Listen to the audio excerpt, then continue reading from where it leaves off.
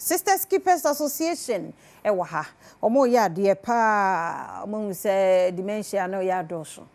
chichichi left and right asa we okra no nya we na bia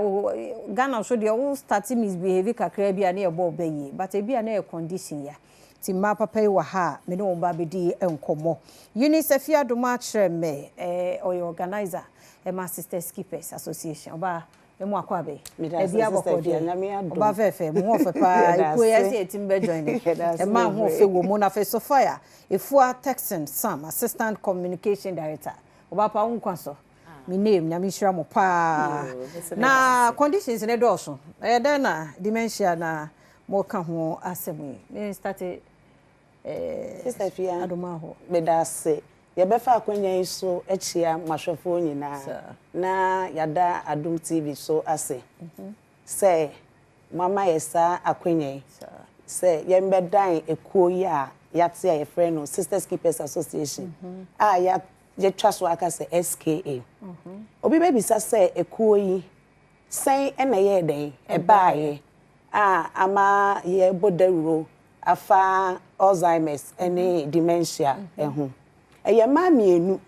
ba ku ye friend no Beatrice Nana Brobe na Christine Amuzu omu nyina ewo US na omu tena ho ehu se ye bibiri mmemu ha sei no dementia ne Alzheimer's yare no ede ya betna edi yenya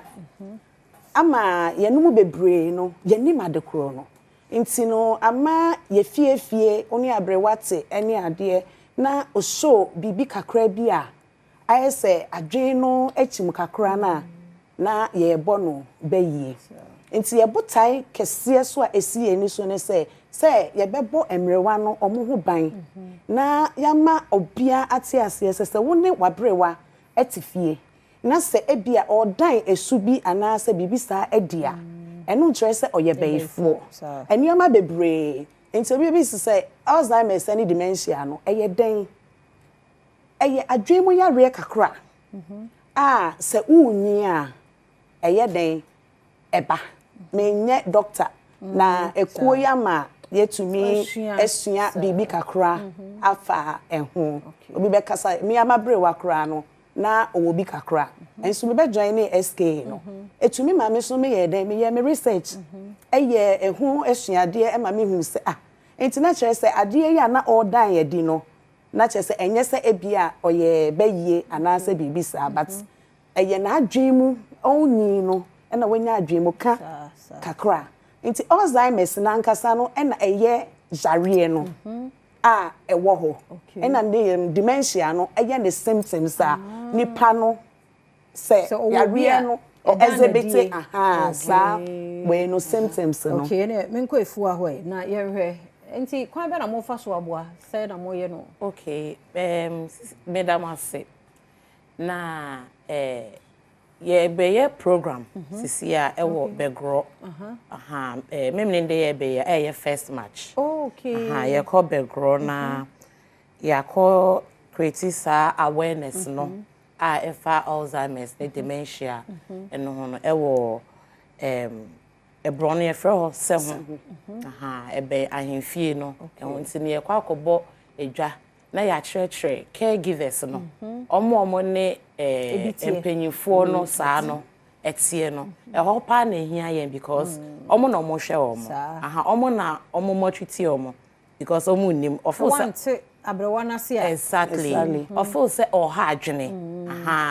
bebre omo nti ase kra enti na enye honko na yakọ bebre but Saturday we dey ho na yekọ na yakọ chire omo ene o makokasa afa ho aduane o bedi ene ebi okra onya work bi keke oho obi onya obi na abo nkomo omo di nkomo a ene se ye o mo ahomete e wo se omo soso omo so ebi okra sometimes cry na mo ho osere omo ti ama wasere nti no leja na o di achechire wo so we kakra wo e wo mo ho nti no akra meti me de aka ho no se ade a dwuma e kwa akodi nti no ya na ye bibia ya na ntotoboa bibia ya ekoya the muni sponsors ye sponsors me fa kakranka dia obeke ye sponsors ekoyi ye somewhere July 2017 okay ye ni sponsors se said your kan ye no jana ye jeje entoboa anyway because se todana se wo koka eho asem na se obi nti ase a eya na emasika yie ne entoboa ne anyway no na ayedin enti for now ne de jana ye boaboa ye ho afei na ye hwe ye de letters ebe ye den ebe call round na ya hwe se ye benya aboafo ye from say sponsors ama omeptumi aye den aboa ya ye nya akwanya bebre efri ahemfo eho some ba kasa yakọ kasa yakọ di dwuma ye ne Retamali Foundation kra no o invite ye ema ye be ye awareness ye ko peki omahi no wo ho no sokra no ene ye entrechre ma ye kire emrewa na e wo ho no ena ye ko manfe na na nsasa so yakuso invite ye ema ye den ye ko ye entrechre wo ho na nsen ya emre bi atwa mu minkai obi aya wo efa maami a ye bu ni kun no e wo Gambaga which is camp ye say oye bayifo ye tu hu anamon bebre ye tro letter e de call gender ministry ye tu hu anamon e ma yankasa e fa de to ye ho so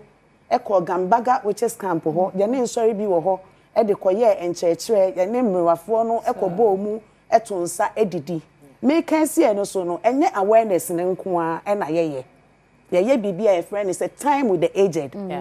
time with the aged no eno no ye whereby a drew ye anniversary men kanisa ye boaboa emrewa ni bebre ano ye ne omo koto nsa didi ye ne omo di asa ene ade na nsan ya ye koye bi wogomua ye ne assemblyman no ene former MP na owo ho no na eyia enti no ye bibia ya fa ato ye hu se ye mrewa no eda yakoma so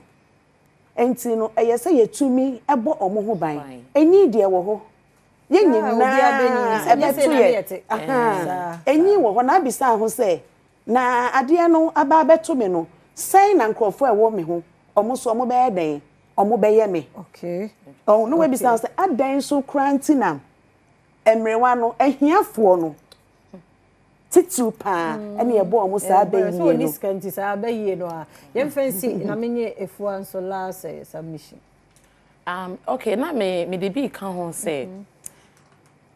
ya na start entem e wo ye ho etiti ye kra me sure say mu bi experience bi da obi wonum kra ne phone ni kita no ye call na o san bi say na me phone we he enti no sa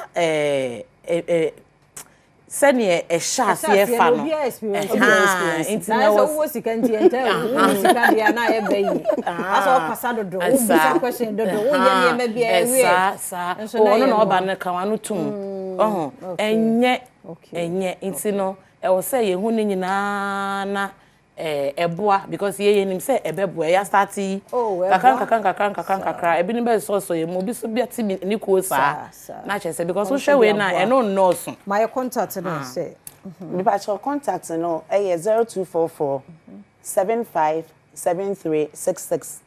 0244 757366 sponsor mpesa mo boa Sisters Keepers Association our friend number ya wada wo ma omo benya ebi nso na bia nso ba bia wo bi pesa omo mra me talks na omo tena se a na fe omo tumi aba ai omo nyi bibia wo hu ntino enya sponsors out musa nko mbe kom mo ebi bebre wo ho a ye hia mpanifo no bebre wo ho ebi omo sa condition nti number no ani ho me pacho ni madam mo fancy hey me da se bebre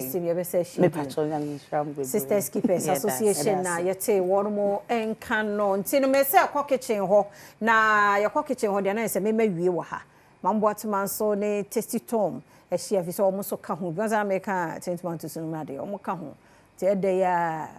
nsuo nkwana anu nsuo ne bed ti yen koma mambo atman ho na fe on to aso ma me wote yen ka mambo atman aha mambo atman wote yen ka ne yen to aso wo hoye